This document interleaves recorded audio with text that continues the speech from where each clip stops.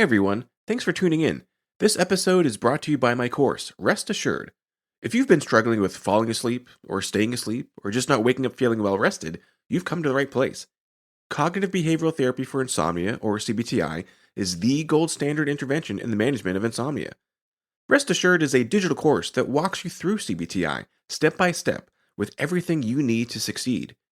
Each of the 6 weekly modules guides you through some important background information for the different techniques, explores the evidence based techniques in detail, provides multiple examples of exercises so you can find the one that works for you, and reviews the work you've completed since the last module.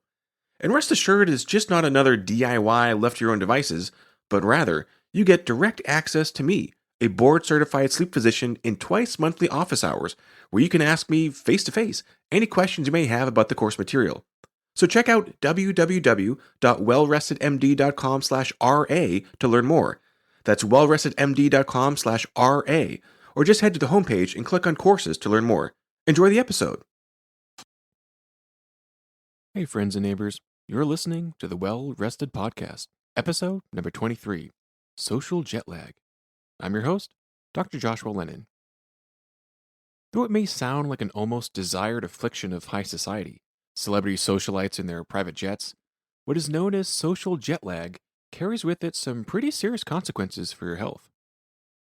In this week's episode, I'll be discussing the phenomena of social jet lag, the argument between your socially driven behavior and your biology. The term social jet lag first appeared in the academic literature around 2006, but it captures a phenomena seen for decades, made only worse by available technologies and the time crunch of modern life. When you have a desired bedtime that is later, a delay in your biological internal clock known as a circadian rhythm, but you are forced to wake and rise earlier than your biological clock anticipated for an obligation, which is almost always school or work, this puts a particular strain on your sleep. Later to bed, earlier to rise. The result is sleep deprivation. A building sleep debt all week long, Monday through Friday for most. During the work or school week, you may experience greater difficulty falling asleep, inflamed by the rapidly shorter time till you need to get up for your work or school obligations. When you do rise, it's a struggle.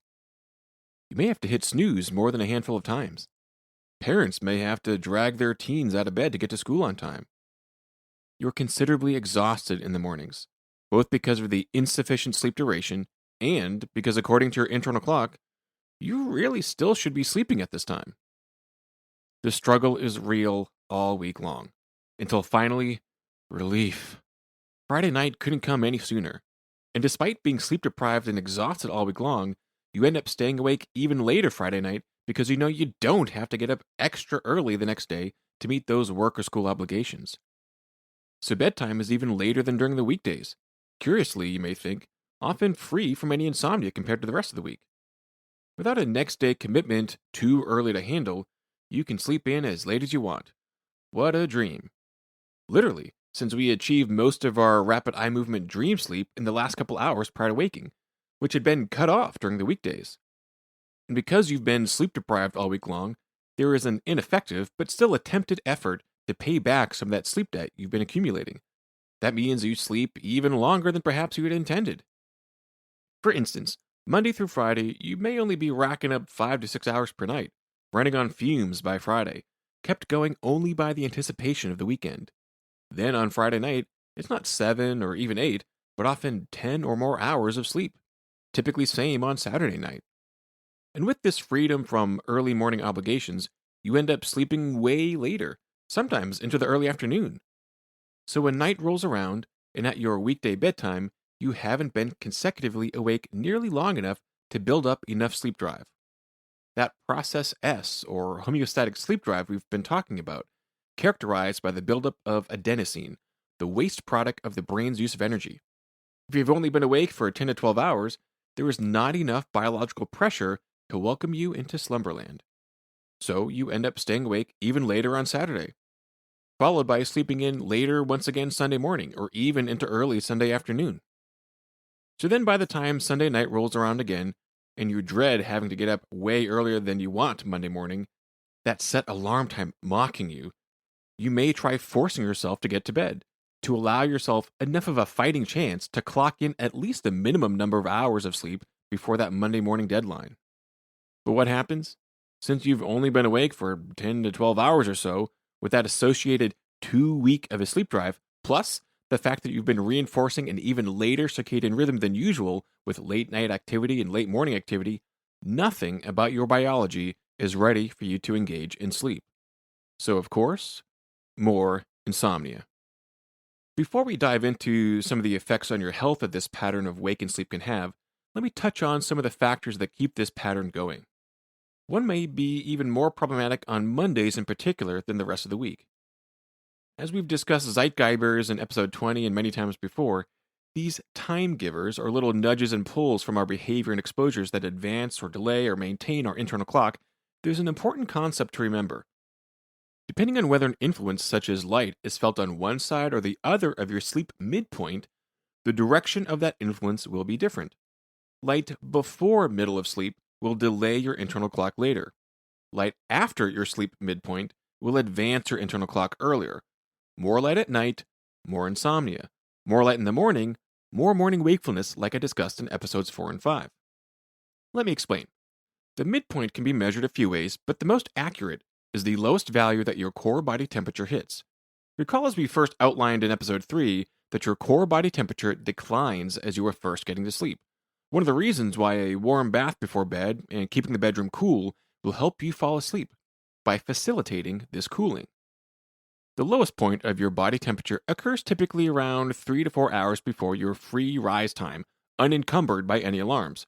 For instance, if you typically fall asleep by 10:30 p.m. and awoke naturally with no alarms around 6 a.m., your body temperature hits its lowest dip around 2 to 3 a.m. before it starts rising back up to a usual level, that 98.6 or so degrees. That time may or may not sync up with the actual midpoint in the duration of your sleep period, depending on what time you fell asleep or woke up in relation to your typical circadian rhythm. With a delayed rhythm of sleep and wake, such as sleep onset around 3 a.m. and wake up around 10 a.m., the temperature midpoint of your sleep may not occur till 6 to 7 a.m., which means that during the week, if the alarm wakes you up at 5:45 a.m. to meet your obligations, Zeitgeibers like light, movement, activity, eating, all of these influences fall on the wrong side of the midpoint. Meaning that if your preferred natural sleep schedule is 3 a.m. to 10 a.m., and no matter what time you actually fell asleep and you got to get up by 5:45, all those influences upon first waking will delay your body's internal rhythm even further. When that light especially happens too early, on the before side of your sleep temperature midpoint, your internal clock is more strongly delayed than ever, making it more likely you won't be ready for sleep till even later Monday night. More likely, your temperature midpoint won't occur till even later than 6 to 7 a.m. on Tuesday, and more likely that when you wake up Tuesday morning, you are again on the wrong side of that temperature low point, reinforcing and increasing the delay in your internal clock once again. This delay in internal sleep-wake cycles basically ensures its own survival all week long, because again, the strength of these shifting influences, these Zeitgeibers on your internal clock, the strength of the push and pull is way stronger the closer they are felt to that midpoint. When you get light exposure 1 hour before your midpoint, the delaying force on your body clock is much stronger than if you got the light exposure about 3 to 4 hours before the midpoint, which is right at your natural bedtime. And light at this time, as we've seen over and over again in episodes 4 and 12 especially, is already really harmful. So when you are forced to wake up for school or workweek obligations, and that time to wake is before your temperature midpoint, you are nearly certain to continue that pattern for days to come. And then, when the weekend comes, rather than utilizing those later wake-up times to pull your body's clocks a little earlier to eradicate this already self-perpetuating disaster, rise time is delayed even further by sleeping in late, with later and later light exposure after waking, later and later activity after waking, later and later eating after waking. And the farther you engage in these activities, the farther from that temperature midpoint, the weaker influence they will have on even maintaining your current sleep-wake pattern, let alone the much-needed advancement, the march earlier that you need not just to function in the upcoming days, but just to counter the body's own slightly extended day. Because remember that the average internal clock runs on an approximately 24-hour and 12-minute day, not precisely 24 hours. And so we constantly need to advance our own clocks 12 plus minutes just to stay synchronized with our external clocks. So, this pattern of trouble falling asleep during the work week to obtain a sufficient amount of sleep due to a delay in the internal clock, trouble waking in the mornings due to insufficient sleep plus the delay in internal clock, then a counterproductive compensation on the weekends of falling asleep even later than during the week and sleeping in much later than during the week. This is the pattern known as social jet lag. Because the experience is the same forced desynchrony between your body clock and environment as someone who got in a plane and traveled west several time zones every Friday evening, then hopped back on the plane and traveled east several time zones every Sunday night. But instead of the forced desynchrony being caused by jet travel, like standard jet lag, it is caused by socially driven behavior. I've talked a lot about circadian rhythms and how they can be used to either ensure insomnia or promote feeling well rested. I've also discussed how particular circadian rhythms, namely delayed rhythms, even when total sleep duration is totally normal, that just getting a normal kind of sleep but later than typical is associated with a host of problems. As discussed last week in episode 22, delayed rhythms worsen performance, not just in athletics and politics, but at school and work. Delayed rhythms significantly increase depression and other mood disorders, even to the point of significantly increasing suicidal thoughts. Delays in circadian rhythms cause changes to the structure and function of our brains, which in turn leave us less able to control our thoughts and actions, and less prepared to handle the curveballs that life throws our way. So it is no surprise that this phenomena of social jet lag, which can be thought of as basically a delayed circadian rhythm with the added insult of sleep deprivation 5 out of 7 days, is also associated with increased risk of harm to body and mind. I haven't been as overly critical of this phenomena called attention deficit hyperactivity disorder, or ADHD, on the podcast as I have in other contexts, but the data clearly shows us that in both children and adults, that the symptom complex of ADHD is wholly due, in almost 100% of cases, to disorders of sleep, the exceptions being some cases of pediatric seizure disorders. And the ghoul of ADHD is often miraculously cured without addictive and dangerous drugs once the underlying sleep disorder is corrected. A delayed sleep-wake cycle is among the several sleep problems that can cause all the symptoms of ADHD. Independently of a delayed cycle, one 2016 study demonstrated that specifically social jet lag is also strongly associated with ADHD symptoms. In fact, after accounting for factors like age, sex, sleep duration, and delayed circadian rhythm, that the only predictor of ADHD symptoms as a whole and impulsivity on its own, the only factor was social jet lag. And with what's known as a dose response, meaning the greater the social jet lag, the larger that difference in work week and weekend schedules, the worse the ADHD and the worse the impulsivity. Independent of ADHD, social jet lag significantly worsens academic performance. An interesting 2018 study analyzing the interaction with an online learning management system totaling 3.4 million logins found that on average, college students suffer an average of 30 minutes of social jet lag, with a direct effect on performance and grades. Furthermore, like with ADHD, there is a significant dose response, with the greater the social jet lag, the greater that difference in weekday and weekend schedules, the worse the academic performance.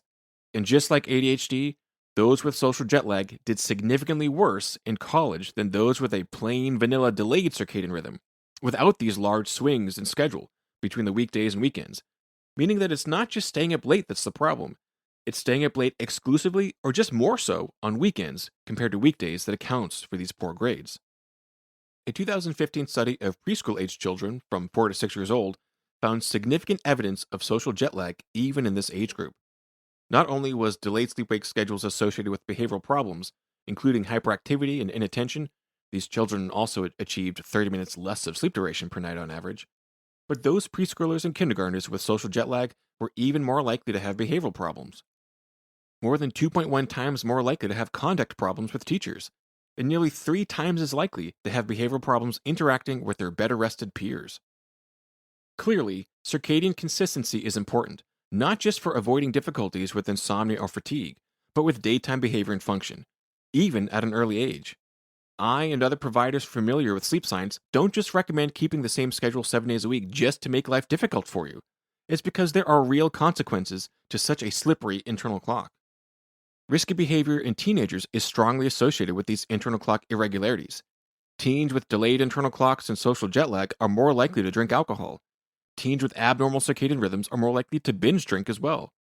Teen brains are still 5 to 15 years away from maturity, and alcohol use significantly impacts development of key brain regions. Teens may be more likely to suffer the sleep problems induced by alcohol as discussed at length in episode 15, including further disruption to sleep-wake cycles. Teen use of tobacco, including e-cigarettes as well as cannabis, also appears more likely in those with social jet lag.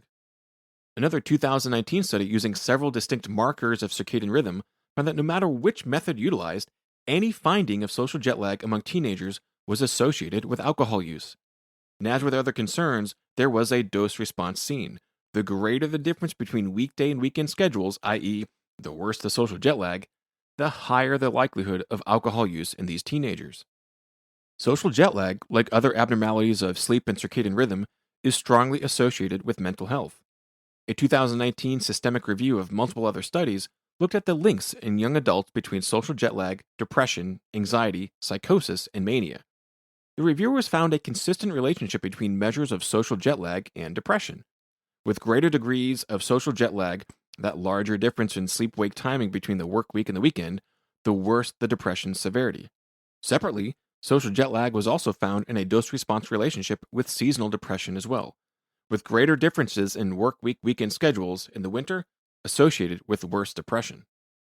Another 2019 study of over 3,000 teenagers found that while greater sleep duration reduced the risk for developing anxiety, meaning getting enough sleep equals less anxiety, the researchers found that social jet lag significantly increased anxiety. Furthermore, even after accounting for the protective factor of adequate total sleep duration, social jet lag still was strongly associated with anxiety. And as always, with a dose response, the greater the social jet lag, the worse the anxiety, with the worst anxiety seen in teenagers with an over 4-hour swing in sleep-wake timing between weekdays and weekends. So again, even if teenagers are achieving 8 to 10 hours of total sleep every night of the week, but when those 8 to 10 hours happen later on weekends than during the school week, more anxiety is the outcome. In addition to the cognitive, behavioral, and mental health effects of social jet lag, there is considerable toll it takes on physical health as well.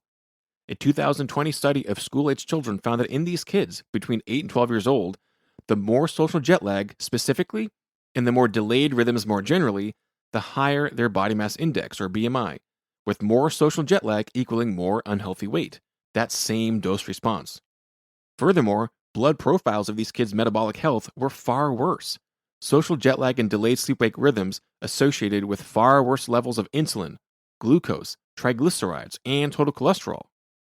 The foundations for cardiovascular disease and endocrine problems like diabetes are way more likely in those with social jet lag, starting as early as the 3rd grade in this study. A 2016 study of adolescents between 14 and 17 years old found significant impact of circadian rhythm on body size. Specifically, after accounting for age, gender, ethnicity, socioeconomic status, and total sleep time, the researchers found that social jet lag was strongly associated with increased body mass index, or BMI, and increased waist-to-height ratio. No other measurement was significantly associated with these outcomes, including sleep duration, except for social jet lag. Another 2019 study of adolescents demonstrated that above and beyond the significant effects of delayed sleep-wake phase, that social jet lag significantly increases waist circumference and total body fat mass. The worse the circadian rhythm in social jet lag, the worse the weight and body mass proportions. A separate 2019 study followed up on participants in a Mediterranean diet study. In young adults between 18 and 25 years old, social jet lag was associated with poor adherence to the Mediterranean diet, as always, in a dose-response pattern. The worse the social jet lag, the less adherent they were to the Mediterranean diet. The worse the social jet lag, the higher their BMI as well, after accounting for diet. And even among those sticking to the principles of the Mediterranean diet, individuals with social jet lag consumed a smaller proportion of fruits and vegetables, substituting with more fats and carbs, and they were more likely to skip breakfast and load more calories later in the day, which may be one of the main factors leading to the increased weight. And not just small children, teenagers, and the youngest of adults that are affected.